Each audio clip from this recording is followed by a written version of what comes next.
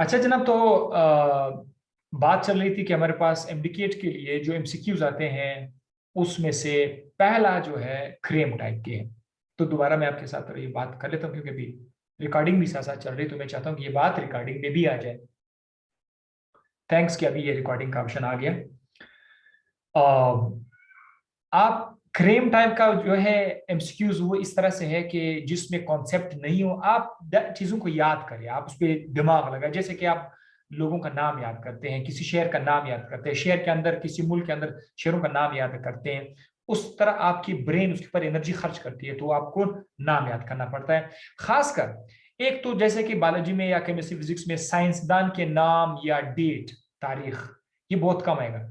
लेकिन जो दूसरा है part of the structure, biology में लिविंग सिस्टम के अंदर जो स्ट्रक्चर के नाम है उनको याद करना पड़ता है। देखिए फिजिक्स में ज्यादा से ज्यादा आपने गैल्वानोमीटर का आपने नाम याद किया, पोटेंशियल डिफरेंस का आपने नाम याद किया, या आपने स्केलर वेक्टर प्रोडक्ट का आपने नाम याद किया। वहां पर आपको हिफ्स बहुत चीजें बहुत कम करनी पड़ती है, वहां पर आपको चीजें सीखनी पड़ती है। लेकिन बायोलॉजी में क्या है, बायोलॉजी में बहुत ज्यादा स्ट्रक्चर्स होते हैं, उनको नाम ये आपने याद करना पड़ेगा। तो इसीलिए जब आप लोग बायोलॉजी पढ़ते हैं तो नाम, स्ट्रक्चर्स, किसी भी चैप्टर से हो, कोई भी टॉपिक हो, वहां पर आपको ज्यादा ब्रेन लगाना पड़ता है। ये आज तक किसी स्टूडेंट ने इसको जो है ऑब्जर्व नहीं किया होगा, लेकिन आज मैं बता रहा हूं कि इसीलिए तो बायोलॉजी एक मुश्किल सब्जेक्ट है। हालांकि सारे सब्जेक्ट मुश्किल है, केमिस्ट्री की जो डिफिकल्टी है वो अपनी जगह पर है, उसका अपना स्टाइल है। केमिस्ट्री में मुश्किल आते हैं, जैसे कि सेकंड में आप चले जाओ, रिएक्शंस को याद करना पड़ता है, कितना जंजाली काम है। इसी तरह फिजिक्स में भी कुछ मुश्किलात है, बहुत सारी जगहों पर फिजिक्स में आपको जो है चीजों को तस्वुर करना पड़ता है। भाई फोर्स नजर ही नहीं आ रहा है, ठीक है, मैग्नेटिक फील्ड नजर नहीं आ रहा है, तो वहां हर सब्जेक्ट का अपना स्टाइल है परेशान करना, स्टूडेंट को परेशान करना।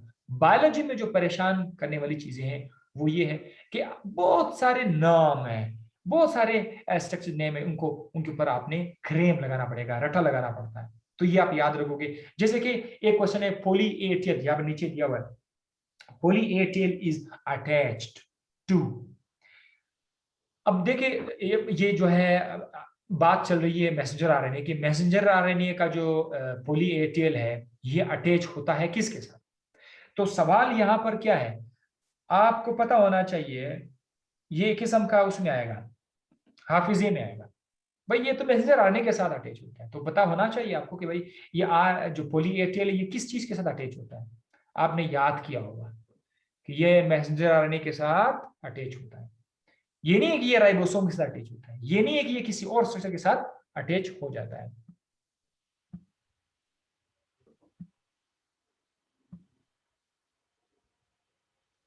अच्छा, ये कुछ स्टूडेंट्स अभी जो है लिंक कर रहे हैं,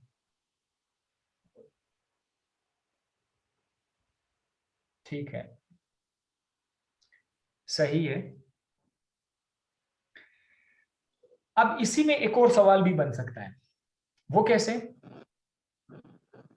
वो ऐसा भी हो सकता है कि चलो ठीक है, पोली ए टेल जो है ये मैसेंजर आरएनए के साथ अटैच हो जाता है, तो यहां पर हम एक और चीज को भी हेड्स कर सकते हैं। वो ये है कि मैसेंजर आरएनए में एक है 3' एक है 5', ठीक है। इसके अलावा वो जो बंदा पेपर बना रहा है वो इसमें अपने से ये भी दे सकता है, 4' भी दे सकता है, 4', अपने से ये भी दे सकता है 6'। तो यहां पर एक बार फिर चीजों को याद करना पड़ता है कि मैसेंजर आरएनए में कितने इंड्स हैं। 2 इंड्स हैं, एक 3' है, एक 5' है, ठीक है। तो अब आपने फिर ये याद करना पड़ेगा कि यार बुली एटीएल जो है वो 3' के साथ अटैच होगा या 5'। तो यहाँ पर आपको हाफिजा लगाना पड़ेगा, आपको एनर्जी खर्च करनी पड़ती है। इस तरह के सवाल आते हैं, ये सबसे मुश्किल काम था। इसीलिए तो इसको बार बार रिवाइज करना पड़ता है बायोलॉजी को। आपने एक बार कोई चैप्टर पढ़ा, कोशिश करें कि 2 दिन के बाद दोबारा उसको पढ़े, 3 दिन के बाद दोबारा उसको पढ़े। बार बार आप पढ़ेंगे तो ये चीजें आपसे याद, आपसे जो है ये भूल नहीं पाएंगे, ठीक है। अच्छा जनाब, ये था एक टाइप का एमसीक्यूज जो एमडीकेट में आते हैं या ई केट में आते हैं। और किस तरह के एमसीक्यूज है जो आते हैं हमारे पास इसमें, वो है बुकिश टाइप के, वो है बुकिश टाइप के एमसीक्यूज। बुकिश का मतलब क्या है? ये अभी अभी मैं एक मेरे सामने बुक जो है पड़ी हुई है, इसमें आप देख सकते हैं कि कहीं से भी बहुत सारे सेंटेंसेस है इसमें, बहुत सारे, कहीं पर भी आप देख सकते हैं। इधर से कोई एक लाइन हम जो है उठा लेते हैं, बुकिश लाइन हम उठा लेते हैं, उस लाइन से हम एमसीक्यूज बनाते हैं। जैसे कि यहाँ पर मुझे रैंडमली एक एमसीक्यूज मिला, एमसीक्यूज नहीं, एक लाइन मैंने उठाया बुक से, और वो लिखा हुआ है कि eukaryotic messenger RNA contains many non protein coding sequence. ये जस्ट एक सेंटेंस है जो कि बुक में लिखा हुआ है। ये एक सेंटेंस से हम अभी एमसीक्यूज बना सकते हैं, मतलब इससे हम एमसीक्यूज स्टूडेंट के लिए बना सकते हैं।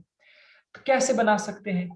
ये अब देखें, इस पूरे सवाल में अगर मैं यूकैरियोटिक मैसेंजर कंटेन मेनी, अब आप देख सकते हैं ये जो नॉन प्रोटीन कोडिंग सीक्वेंस है यहां से, या मैं जस्ट यहां से ये वाला क्वेश्चन भी उठा सकता हूं, ये वाला क्वेश्चन, ये एक सेंटेंस है, ठीक है, किताब में लिखी हुई एक सेंटेंस है, ये वाला एक इलाका है नॉन प्रोटीन। अभी मैं इसको मिटाने जा रहा हूं, नॉन प्रोटीन को मैं मिटाने जा रहा हूं। अब ये सवाल मेरे पास आ गया माशाल्लाह से, ये मैंने कहा eukaryotic messenger contains many dash coding sequence. यहां पर ये आपका एक फिल इन द ब्लैंक्स आप समझे। अब यहां पर ऑप्शन ए है, ऑप्शन बी है, ऑप्शन सी है, ऑप्शन डी है, इवन ऑप्शन ई है। तो इन 5 ऑप्शन में मेरे लिए और आप लोग, इवन जो स्टूडेंट्स मुझे देख रहे हैं, आप लोग बड़े आराम से आप एमसीक्यूज बना सकते हैं इसे, कि वो जो नॉन प्रोटीन वाली बात थी वो इनमें से किसी एक ऑप्शन के सामने आप रख लेते हैं। जैसे कि यहाँ पर आप लोग रख लेते हैं नॉन प्रोटीन ऑप्शन, यहाँ पर नॉन प्रोटीन, जैसे कि यहाँ पर लिखता हूँ non protein, non protein coding, non protein coding, या non just non protein coding. Coding तो पहले से वहां पे लिखा हुआ है सवाल में, तो मैं बता रहा हूँ नॉन प्रोटीन। अब बाकी ऑप्शन में वो लोग जो पेपर बनाते हैं वो अपनी तरफ से ठोस देते हैं कि स्टूडेंट कंफ्यूज हो जाए। ए में कुछ देते हैं, ठीक है, ए में लग सकते हैं प्रोटीन दे सकते हैं, बी में दे सकते हैं डीएनए, सी में दे सकते हैं लिपिड्स,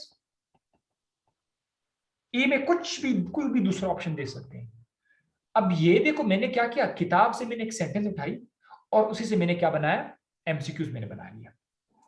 इसी तरह गौर से देखें, इसी एक सेंटेंस को जिसको मैंने अभी अभी किताब से मैंने उठाया, इससे मैं एक अलग एमसीक्यूज भी बना सकता हूं। यही सेंटेंस है मैं दूसरा एमसीक्यूज भी बना सकता हूं। वो कैसे? वो ऐसे कि अगर इस बार मैं यहां पर जो नॉन प्रोटीन वाली बात है, अगर मैं उसको दोबारा से मेंशन करूं, नॉन प्रोटीन कोडिंग, ये तो आ गया। अब ये नॉन प्रोटीन तो है, अब इसमें कोडिंग सीक्वेंस जो है, अब मैं ये वाला रिमूव कर लेता हूं, ठीक है, कोडिंग सीक्वेंस ये मैं रिमूव कर लेता हूं। अब नॉन प्रोटीन कोडिंग सीक्वेंस उसमें नहीं है, ये ऑप्शंस में जाकर मैं किसी एक ऑप्शन के सामने कोडिंग सीक्वेंस रख लेता हूं, बाकी ऑप्शन में कोई भी चीज मैं रख लेता हूं, तो फिर स्टूडेंट्स जो है उसको पढ़े।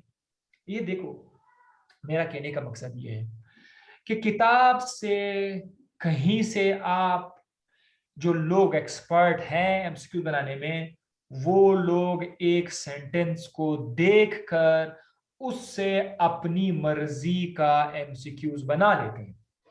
तो स्टूडेंट्स को क्या करना पड़ेगा इसके लिए? इसका इलाज ये है कि स्टूडेंट ने चैप्टर को, कोई भी कहीं से भी हो, उसने सही मानों में पढ़ा। अगर आपने किसी टॉपिक को सही मानों में पढ़ा है तो इंशाल्लाह वो लोग जो भी सेंटेंस वहां से उठाएंगे, बेशक वो सेंटेंस एग्जैक्टली आपके सामने आपकी नजरों से नहीं गुजरी हो, लेकिन आपने किताब पढ़ते पढ़ते, एकेडमीज में टीचर से कॉन्सेप्ट लेते लेते, हमारी एकेडमी की मैं तारीफ नहीं करता, एक चीज मैं बता रहा हूं, बहुत सारे एकेडमीज और भी होंगे, मैं उसकी तारीफ करता हूँ जिस जिस एकेडमी में ऐसा हो। जो जो एकेडमी, जो जो टीचर कॉन्सेप्ट पे ज्यादा फोकस करते हैं, वो लोग ही स्टूडेंट्स को बनाते हैं, वो लोग ही स्टूडेंट्स के ब्रेन को इतना इतना ट्रेन करते हैं कि कहीं से भी वो बुक से कोई एमसीक्यू उठा लेते हैं, वो अपने थिंकिंग लेवल की बुनियाद पर वो उसमें खुद देखना, थिंकिंग अपने थिंक टैंक के जरिए से उसका जवाब तलाश करते हैं। कॉन्सेप्चुअल जहां पर भी आपको पढ़ाया जाता है, उसका ये फायदा है कि आपको दुनिया जहां की बुक्स पढ़ने की जरूरत नहीं होती। आप एक कॉन्सेप्ट ले लिया, इसीलिए तो परेशान होते हैं यार, ये सरादी ने कहा था बुकिश क्वेश्चन आते हैं, तो फिर वो कहते हैं यार अगर मैंने ये बुक नहीं पढ़ी, हो सकता है फिर वहां से किसी दूसरी बुक से उन्होंने उठाया हो। तो मेरे भाई इतने सारे बुक्स हैं। अभी देखो केपीके बोर्ड है, सिंध बोर्ड है, फेडरल बोर्ड की बुक्स हैं, नेशनल बुक के बुक्स हैं, नेशनल बुक फाउंडेशन की बुक्स हैं, बलूचिस्तान बोर्ड के बुक्स के हैं। तो स्टूडेंट बेचारा परेशान है कि कहाँ से मिलेंगे। इसीलिए तो मैं कहता हूँ बेशक आप बुक्स एक कोई ले ले, फेडरल ले ले, बलूचिस्तान ले ले, सिंध बोर्ड ले ले, लेकिन जो भी पढ़ रहे हैं वो लोग उसको कॉन्सेप्चुअल तरीके से देख लें। क्योंकि टॉपिक बोर्ड्स बेशक डिफरेंट है, किताबें बेशक डिफरेंट है, लेकिन एक बात याद रखिए, टॉपिक डिफरेंट नहीं हो सकता। मैं आपको एक मिसाल बताता हूं। राइबोसोम का नाम तो सबने सुना होगा ना? क्या आपको लगता है कि बलूचिस्तान में जो राइबोसोम है वो कोई और राइबोसोम है, पंजाब में जो राइबोसोम वो कुछ और है? गलत। राइबोसोम साइंटिस्ट ने जो डिस्कवर किया वो एक राइबोसोम है। वाटर का जो फार्मूला है वो क्या है? वाटर का फार्मूला क्या है? H2O है ना? आपको क्या लगता है कि बलूचिस्तान बोर्ड में इसका फार्मूला कुछ और है, सिंध बोर्ड में इसका फार्मूला कुछ और है? इसमें तो बहुत सारे जो दानिशमंद अकल वाले लोग होते हैं, इसीलिए तो वो कहते हैं कि यार पाकिस्तान में पूरा जो कंट्री प्रोविंसेस है उनमें एक ही सिलेबस होना चाहिए। एक ही सिलेबस का मतलब ये कि भाई सिलेबस कोई भी हो, H2 तो सब में सेम है। लेकिन फिर भी खैर मैं इस बात को नहीं छोड़ूंगा कि हमने डिफरेंट वो किए हुए हैं। सिंध बोर्ड से कोई स्टूडेंट उठाओ, उसको पता है कि H2O का फार्मूला H2O है। उसको पता है कि ऑक्सीजन जो है दो कोवेलेंट बॉन्ड बनाकर, ये एक ऑक्सीजन है, उसने एक कोवेलेंट बॉन्ड एक हाइड्रोजन के साथ बनाया हुआ है और दूसरा कोवेलेंट बॉन्ड दूसरे हाइड्रोजन के साथ बनाया हुआ है। उसको ये भी पता है कि ऑक्सीजन के ऊपर जो है एक नहीं बल्कि दो लोन पेयर, इलेक्ट्रॉन्स के दो लोन पेयर, और ये जो है कोवेलेंट बॉन्ड है। उसको ये भी पता है कि यही वाटर मॉलिक्यूल का जो ऑक्सीजन है, ये किसी दूसरे वाटर के मॉलिक्यूल के साथ जो है वो क्या करते हैं, हाइड्रोजन बॉन्ड्स बनाते हैं। तो जैसे कि ये जस्ट मैं आपकी आसानी के लिए मैं बोल रहा हूं कि उसका जो हाइड्रोजन है, हाइड्रोजन पर पार्शियल पॉजिटिव चार्ज है, ऑक्सीजन पर पार्शियल नेगेटिव चार्ज है, तो ये जो ऑक्सीजन और हाइड्रोजन है इनके बीच हाइड्रोजन बॉन्ड बनता है।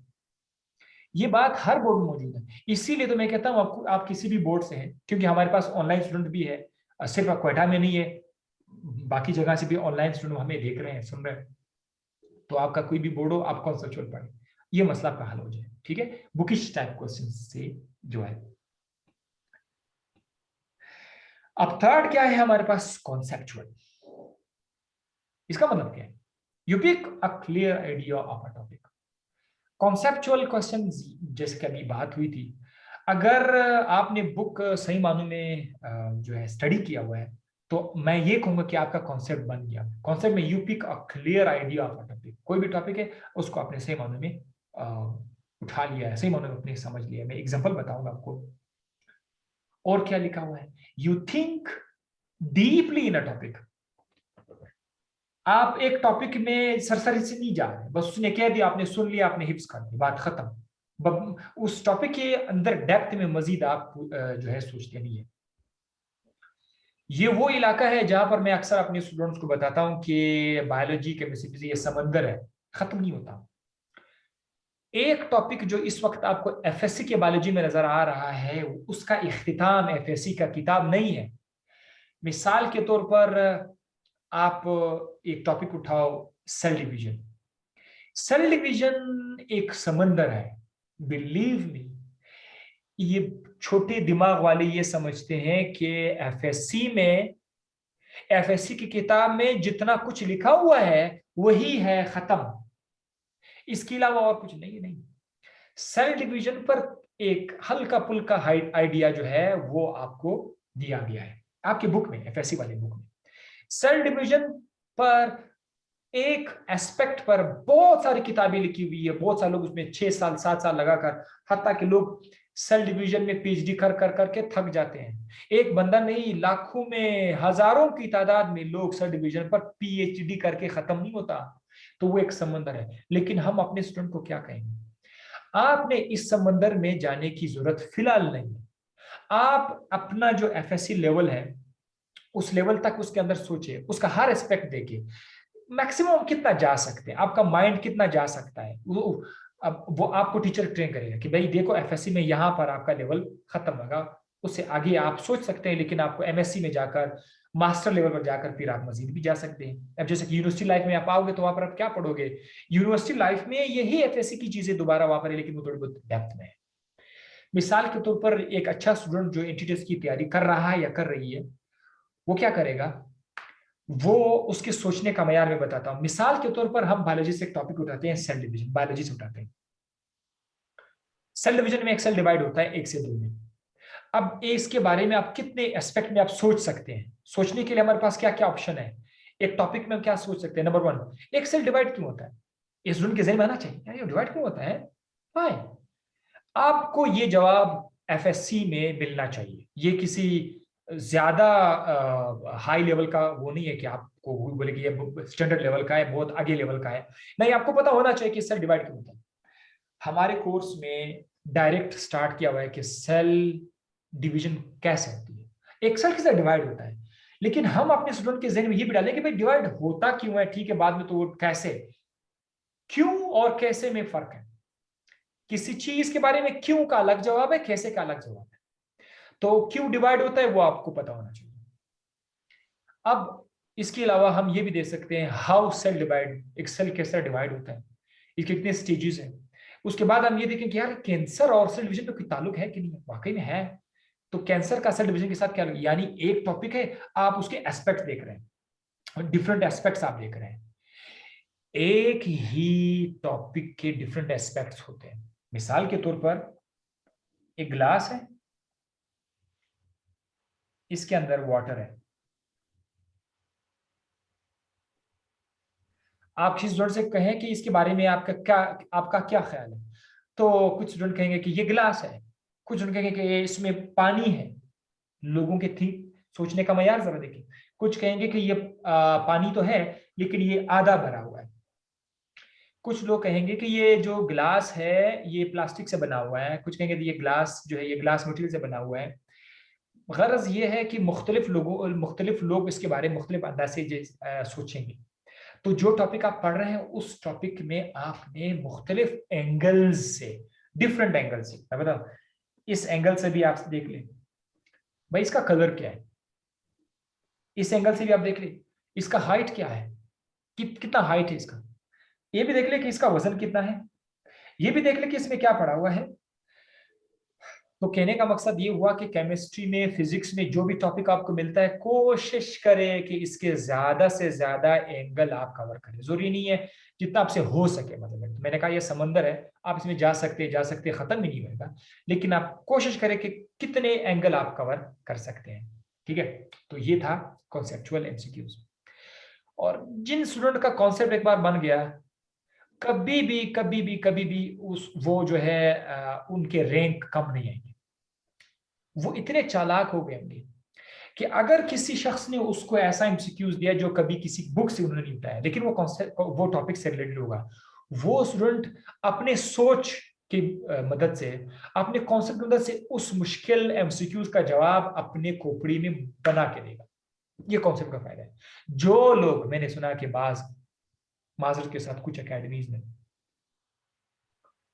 लोगों, मैंने सुना अपने की स्टूडेंट से मैंने सुना कि सर हम लोग 7,000 6,000 एमसीक्यूज रट लेते हैं। मतलब क्या एमसीक्यूज रट लेते हैं? अरे ये प्रैक्टिस बहुत आम है हमारे मुल्क में। बहुत सारी जगहों पर वो कहते हैं रट ले इसको, ये एमसीक्यूज रट ले इतने रट ले, यहाँ क्या हो रहा है। बदकिस्मती से कुछ एमसीक्यूज भी उसमें आ ही जाते हैं।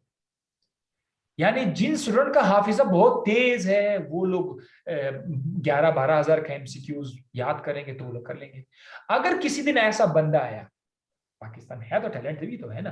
अगर किसी दिन ऐसा बंदा आया जो खुद टैलेंटेड बंदा हो, खुद कॉन्सेप्चुअल बंदा हो, वो अगर एमसीक्यूज बनाए, अगर वो आपका पेपर बनाए, वो बंदे उसको पता है कि मैंने ऐसा पेपर मैंने बनाना है जो किसी किसी किसी उसमें किसी डॉकेट में मौजूद नहीं हो। आपको समझ आई ना मेरी बात? हादी की डॉकेट में नहीं है, डॉक्टर साहब सुल्तान की डॉकेट में नहीं है। जैसे कि अभी आपके सामने सामने एक लाइन मैंने बुक से उठाई, उस लाइन से मैंने आपके सामने 2 एमसीक्यूज बना के दी।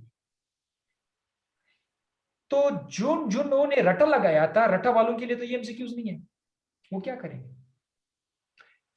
हजारों की तादाद में एमसीक्यूज बनते हैं। इसीलिए कॉन्सेप्चुअल स्टूडेंट कभी नाकाम नहीं होगा। जो रटा लगाते हैं उसको रटा लगाने दे, वो आगे जाकर कहीं ना कहीं जाकर फंस जाएगा। उसका हाफिजा जो है आगे उसका काम नहीं देगा। थोड़ा बहुत हाफिजा जो है वो ठीक है, बिल्कुल भी ठीक है, लेकिन साइंस की दुनिया में सिर्फ चीजों को रटा लगाना ये काफी नहीं है। आपको इतना ज्यादा पता है कि इतने पार्ट्स है, ये एमसीक्यूज उसका सी है, इसका डी है, इससे नहीं आएगा। एमसीक्यूज बेशक आप लोग डॉकेट्स ले ले, हजार हजार एमसीक्यूज वाला डॉक्यूमेंट ले ले, लेकिन उसको इस इरादे से ना, लेकिन इसको हिफ्ज करूंगा यार, दिमाग पर इतना बोझ क्यों डालते हैं आप अपनी इस खूबसूरत से नन्हे मुन्ने से नाजुक दिमाग में इतने सारे चीजें ठोस के जुल्म कर रहे हो। इसीलिए उन डॉक्यूमेंट्स को ले लो, जिधर से आपको डॉक्यूमेंट मिलते हैं ले लो, लेकिन उसको प्रैक्टिस के लिए याद करो, ताकि आप उसे प्रैक्टिस करते जाएंगे ना तो आपका कॉन्सेप्ट बनता जाएगा। आप प्रैक्टिस करेंगे, अच्छा ये एमसीक्यूज का आंसर ऐसा क्यों आया है, हाँ इसका ये कह रहा है, वो आपके माइंड को ट्रेन करेगा। आप हिफ्ज ना लगाओ, हाफिजा ना कर, उसको हिफ्ज ना करो, उससे अपनी ट्रेनिंग ले ले, मजा आएगा। और मैं तो कहता हूं कि आप रोजाना रोजाना 100 एमसीक्यूज की प्रैक्टिस करते जाए, अगर वो आपसे हो सके। मैंने कहा था more time more chances. 100 MCQs daily आप प्रैक्टिस करते जाए, यकीन माने एक हफ्ते में आपके कम अज कम 500 एमसीक्यूज आपने प्रैक्टिस किया। रट्टा आपने नहीं लगाया होगा, लेकिन आपने उसको प्रैक्टिस किया होगा। कतरे कतरे से दरिया बनता है, आपके अंदर इतना सारा इल्म आया होगा अल्लाह की तरफ से, क्या भरा हो जाओगे? तो ये बात है। अब फोर्थ पर है टेक्निकल एमसीक्यूज। टेक्निकल, इसमें वो सेंटेंस जो लिखा हुआ है उसमें कंफ्यूजन उन्होंने बनाई हुई है। मतलब एक स्टूडेंट बेचारा वो पढ़ रहा है, उसको समझ नहीं आ रहा है, you are unable to get what the question is saying. क्या सवाल क्या क्या कह रहा है, सवाल मुझसे क्या डिमांड कर रहा है, आपको समझ ही नहीं आ रहा है। ऐसे बहुत सारे सवालात हैं जिनका ऑप्शन तो छोड़ो, जवाब तो छोड़ो, समझ नहीं रहा कि कह क्या रहा है। हो सकता है उस बनाने वाले ने उसको कंफ्यूज किया हुआ है, टेक्निकली उसमें टेक्निकलिटी कोई वोकैबुलरी उसमें यूज की हुई है। तो इसका इलाज ये है, इसका इलाज ये है टेक्निकल एमसीक्यूज का। हो सके उसका ऑप्शन बड़े आसान हो। जो लोग अखबार ज्यादा पढ़ते हैं उसका रीडिंग पावर अच्छा होता है। अगर आप इंग्लिश का अखबार, इंग्लिश का न्यूज़पेपर पढ़ रहे हैं, या आप इंग्लिश के रिसाले पढ़ रहे हैं, रीडिंग कर रहे हैं, रीडिंग पावर आपका जबरदस्त है, ये वाले एमसीक्यूज आपको परेशान नहीं करेंगे। या आपके पास जो डॉकेट्स है, वो डॉकेट्स में एमसीक्यूज है, आप बार बार प्रैक्टिस कर रहे हैं, उस प्रैक्टिस से टेक्निकल प्रॉब्लम आपका हल हो जाएगा। तो मेरे भाई, जो स्टूडेंट्स सिर्फ कॉन्सेप्ट ले रहे हैं, खुश हो रहे हैं कि भाई मैंने टीचर से सीख लिया, खुश हो गया, काफी नहीं है। कॉन्सेप्ट लेने के बाद आपको डॉकेट से एमसीक्यूज की प्रैक्टिस करनी है। केमिस्ट्री की, फिजिक्स की, बायोलॉजी की, मैथ की प्रैक्टिस करेंगे तो मजा आएगा। आपका टेक्निकल वाला इशू भी सॉल्व हो जाएगा। अगर ये 4 तरह के एमसीक्यूज पर आप ग्रिप हासिल करोगे, इंशाल्लाह आगे जो लेक्चर आ रहे हैं मैं कोशिश करूंगा कि वहां पर अगर मैंने 4, 5 या 10 जितने भी हो सके, जरूरी नहीं कि ज्यादा, एमसीक्यूज को पढ़ने का, उसको सॉल्व करने का स्टाइल मैं आपको साथ बताता जाऊंगा, तो उससे आपकी प्रैक्टिस हो जाएगी इंशाल्लाह। तो ये था हमारे 4 किस्म के एमसीक्यूज। हो आई होप कि ये सारे आपको समझ आ गए होंगे, ये 4 के 4 एमसीक्यूज, टाइप्स ऑफ एमसीक्यूज आ गए होंगे। आगे हम लोगों ने करना क्या है, नेक्स्ट सैटरडे इंशाल्लाह आप लोग एक काम करें, आप लोग सेल वाला चैप्टर पढ़ लें, रीड कर लें, सेल वाला चैप्टर। हम उसी से कुछ एमसीक्यूज बनाएंगे इंशाल्लाह आपके लिए, और फिर उसी को डिस्कस करेंगे। एक कुछ एमसीक्यूज उठाकर मैं आपके सामने वो रख लूंगा, उसका ऑप्शन आपके सामने होता है कि देखिए इसका ऑप्शन इस तरह हो सकता है, इसका इस तरह हो सकता है। इंशाल्लाह आपकी ट्रेनिंग भी होती जाएगी। तो आपके पास अब एक हफ्ता है, एक हफ्ते में आप आपसे जितना हो सके इन बातों पर अमल करें। ये मेरा एक्सपीरियंस है, बातों पर अमल करें और लोगों की इधर उधर बातों में ना जाए। उधर कि आप रट्टा ले ले, उधर ले ले, इधर ले ले। जो स्टूडेंट कहते हैं कि मैं किस तरह, मतलब मैं एकेडमी में आया हूं या आई हूं, मुझे अभी समझ नहीं आ रहा, ऐसे स्टूडेंट जिसको समझ नहीं आ रहा, उसका बेस नहीं बना हुआ है। आपने मैट्रिक में से नहीं पढ़ा है, आपने एफएससी में से नहीं पढ़ा है, आई डोंट नो, कॉलेजेस में आप क्लास नहीं ले रहे थे, या कॉलेज में जो टीचर है उसका आपको समझ नहीं आ रहा था, या उस वक्त आप नादान थे, पता ही नहीं था कि आगे इतना बड़ा स्टेशन आएगा, इतना बड़ा चेक पोस्ट आएगा। इसका इलाज ये है, अभी भी आपके पास टाइम है, आप अभी से बेसिक चीजें पढ़ना शुरू करें। बेसिक का मतलब क्या है? केमिस्ट्री में बेसिक चीजें क्या है? मॉलिक्यूल है, एटम है, कंपाउंड है, आयनिक बॉन्ड है, टाइप्स ऑफ बॉन्ड है, कार्बन की वैलेंसी वगैरह वगैरह, इस तरह के कुछ बातें। अभी मैं देख रहा था हाफिज सुल्तान साहब को, मैं देख रहा था उसका जो चैनल है, हाफिज सुल्तान साहब का भी अपना चैनल है, डॉक्टर हाफिज सुल्तान ऑफिशियल के नाम से। उसमें उसने बड़े जबरदस्त किस्म के बेसिक वीडियोस अपलोड किए हुए हैं केमिस्ट्री के, मैं देख रहा था बेसिक चीजें, वो आप वहां से कवर कर सकते हो, तो आपका बेस बनेगा। बायोलॉजी में भी मैंने भी कुछ बेसिक चीजें मैंने रिकॉर्ड की, अब जैसे कि केमिस्ट्री में, सेकेंडरी केमिस्ट्री में मैंने ऑर्गेनिक केमिस्ट्री का स्टार्ट मैंने लिया हुआ है, वो आप मेरे चैनल से भी आप देख सकते हैं। ठीक है, हमारे चैनल से मैं नहीं, लेकिन हमारे चैनल में कहूंगा, तो हमारे चैनल से वहां से देख सकते हैं, डॉक्टर सुल्तान अकेडमी के नाम से जो चैनल है, वहां से आप देख सकते हैं। केमिस्ट्री पर भी, ऑर्गेनिक केमिस्ट्री पर मैंने फोकस दिया हुआ है, उसे मैंने स्टार्ट किया है। बायोलॉजी में भी, अच्छा इवन मैंने फिजिक्स को 2-3 साल पहले मैंने कुछ रिकॉर्डिंग की थी, बेसिक फिजिक्स आजकल मैंने उसकी वीडियोस में अपलोड कर रहा हूँ, बेसिक फिजिक्स, वेक्टर क्या है, फिजिकल क्वांटिटीज क्या है, इधर से मैंने वो किया हुआ है। अगर यहाँ से नहीं हो रहा है तो आप 9th की किताबें उठाओ, 9th की बुक्स उठाओ, वहां से आपको भी कंसेप्ट क्लियर हो जाएगा। या फिर जो एकेडमी में टीचर्स अवेलेबल है, तालिब साहब है, शहबाज साहब है, शुजादा साहब है, संग्रेज इंजीनियर संग्रेज साहब है, इनके साथ आप आकर बोलो सर ये मुझे बता दो ये मसला क्या है। आगे जाकर कोई एक ऐसा सिंपल इश्यू होगा जो आपको समझ नहीं आ रहा है और उसकी वजह से पूरी फिजिक्स से आप नफरत करें। एक छोटा सा इश्यू है जिसकी तो पूरी केमिस्ट्री से आपको नफरत है। वो जो छोटे छोटे इश्यू है जो आपको लग रहा है कि यार ये मुझे बहुत परेशान कर रहा है, वो चीज आप अपने टीचर के साथ डिस्कस करें, या फिर सर्च करें, यूट्यूब पे सर्च करें, या अपने टीचर के साथ डिस्कस करें। आपका कॉन्सेप्ट बनेगा, आपका बेस बनेगा। एक बार आपका बेस बन गया, फिर आप जो है आप इन बातों पर अमल करके इस मुश्किल से मुश्किल तरीन जो ऑब्जेक्टिव है, जो सीट लेने का ऑब्जेक्टिव है, वो इंशाल्लाह आपको मिल जाएगा। तो यहां तक हम लोग स्टॉप कर लेते हैं। आपसे नेक्स्ट सैटरडे को मिलेंगे, तो ये इसकी पिक्चर्स में कल इनको सेंड भी कर दूंगा, इंशाल्लाह आपसे फिर मुलाकात होगी। तो तब तक के लिए मुझे दीजिए इजाजत। सी यू द नेक्स्ट सैटरडे इंशाल्लाह। Thank you.